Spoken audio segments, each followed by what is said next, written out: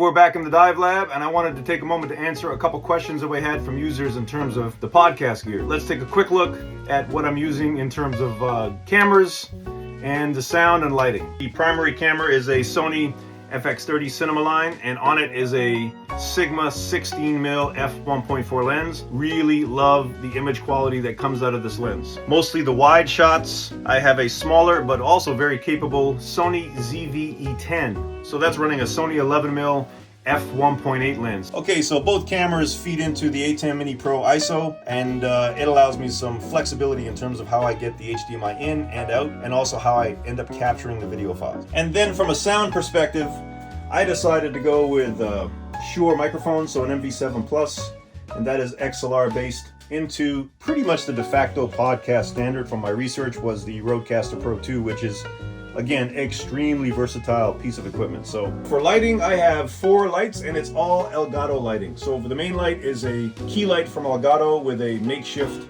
grid. That seems to work pretty well. As a key light or a fill light, I'm running a key light air from Elgato. And then I have 2 more key light airs. One is actually stuck on the roof here for the background lighting. And then there's also another one stuck on the roof, which gives me a little bit of hair light for the videos. All of the lights are controlled through an Elgato Stream Deck Plus, which allows me to control temperature and also, of course, brightness.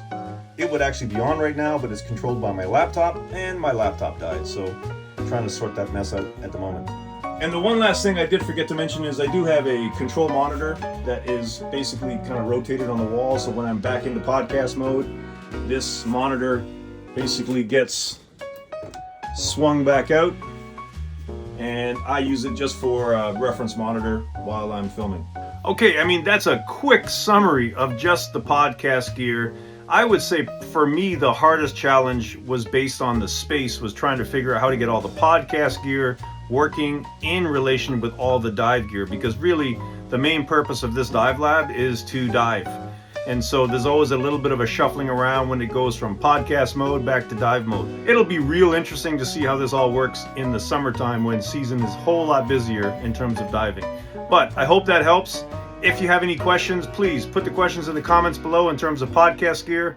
I'm happy to try my best to answer what I can. Practice hard, dive safe.